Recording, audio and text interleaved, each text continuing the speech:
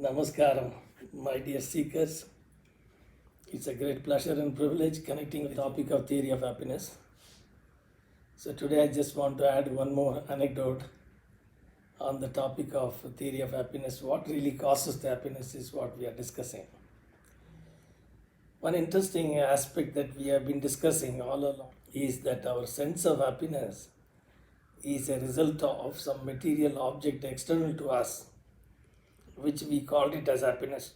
We also discussed a little bit in detail that what is the various degrees of the positive sensation of happiness as well as some of the negative sensations. In the last session, we saw what is boredom is all about and what are the consequences of the boredom if it is not taken control of. So moving forward, let me introduce to one more kind of experience which is going to detail the mechanism of how the happiness is happening. For example, there are some people who are very fond of drinking alcohol. Okay. So, but there are teetotalers, as we call them, are the ones when they see a whiskey bottle, they have got a nauseating experience. So, when one is attracted towards the object of alcohol, and another person is having a rebellious kind of feeling to look at the same object. So, the theory of objects making one happy, that means the bottle of whiskey must be able to give the same amount of happiness to every human being. So, since it has got a different reaction, one in the form of an attraction to drink, the other in the form of repulsion. So, which shows that the material object per se doesn't have the power to give happiness. Let us take another anecdote in life's experience. So, when I built my new house, I was imagining how my house is going to look like in terms of all the facilities that I was imagining.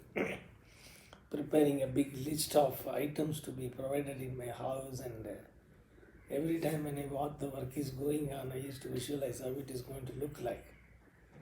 So I can't wait to see my house getting ready.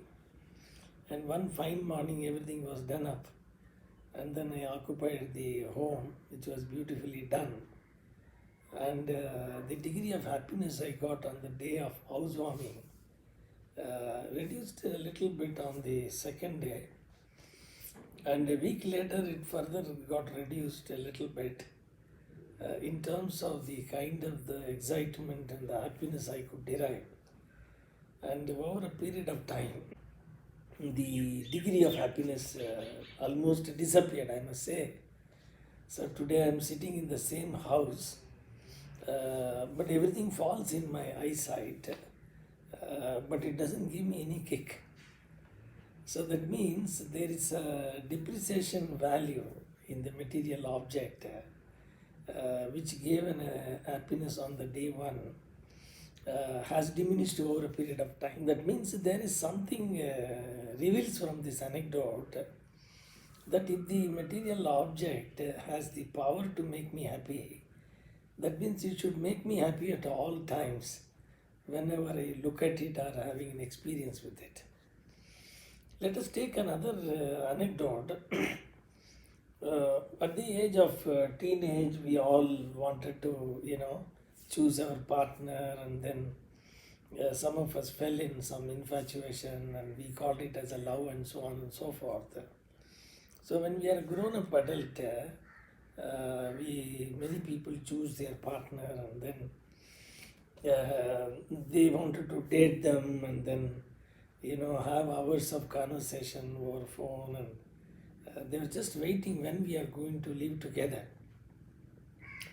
And then some of them face certain kind of a resistance from the family, and then they fight hard and try to overcome every resistance, and then they are waiting for when we are going to get married.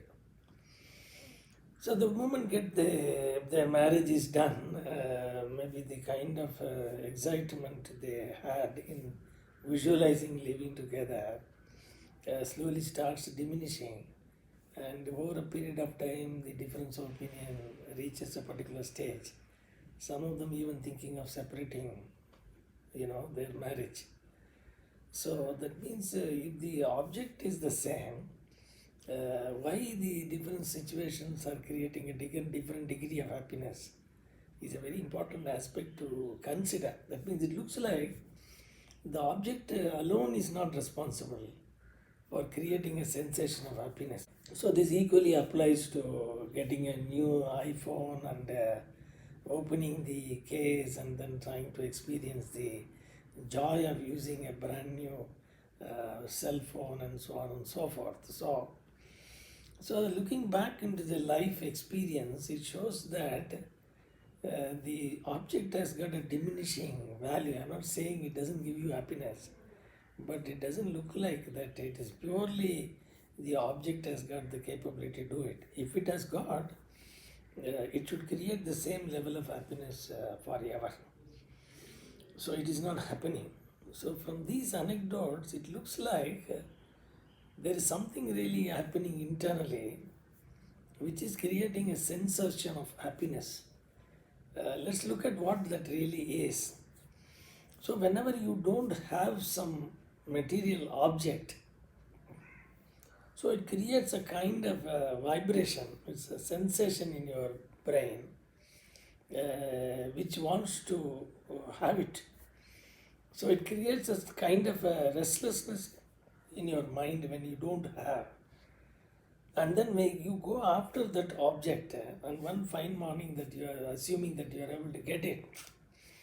So on the day you are getting that object, so the vibration settles down to certain lower frequency, and then that causes a kind of a sudden peace and happiness internal to you. So it looks like that although the object created that level of excitement of a higher frequency vibration, and then over a period of time it helped to settle down, but the pure feeling of happiness is the result of what is happening internal to us rather than external to us. If that same object has got the ability to create that vibration and create a sense of happiness, it should do on every day throughout our life, but that's not the case. So let us park here this anecdote to develop the topic further, that what truly causes the sensation of happiness. It appears so that the metal object has got a limitation of really causing the happiness. Thank you very much. We look forward to take some more topics for discussion, and then finally we'll try to assemble how we can really bring about a sensation of happiness in our life. Thank you very much for listening. Look forward to see you again. Take care, stay at home, and stay healthy. God bless you.